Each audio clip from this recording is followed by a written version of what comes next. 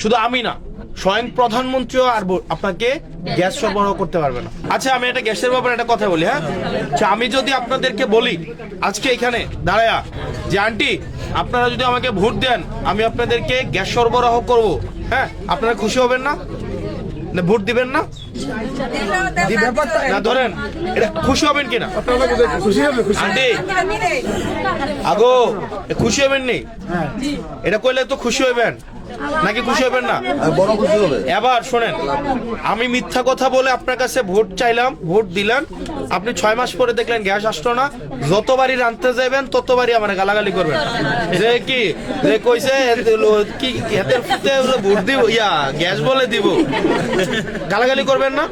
শোনেন, আমি আপনার কাছে মিথ্যা কথা বলে ভোট চেয়ে আমি আমার নিজের সন্তানকে, আমার নিজেকে আমি গালি খাওয়াইতে চাই না। যেটা সত্য এবং যেটা বাস্তব সেটা আমি আপনাকে বলি।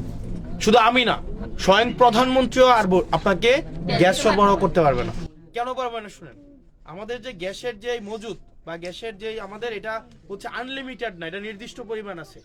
গ্যাস দিয়ে 2টা কাজ করে, এটা আপনাদের জানা উচিত। কেউ যদি আইসা বলে সে মিথ্যা কথা বলবে। গ্যাস দিয়ে হচ্ছে সার বানায়, খেতে যে সার দেয় না ওই সার বানায়, আর গ্যাস দিয়ে হচ্ছে আপনার ইলেকট্রিসিটি বানায়, কারেন্ট বানায়। এখন গ্যাস দিয়ে এই 2টা বানানো আমাদের বেশি দরকার। গ্যাস দিয়ে যদি আপনি রান্না করে শেষ করে ফেলেন এটা আসলে সরকারের কোনো কামে লাগে না।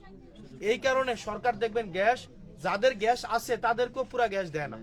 খোঁজ নিয়ে দেখেন দেবিদ্দার গ্যাস পাই কিনা ঠিকভাবে নাই।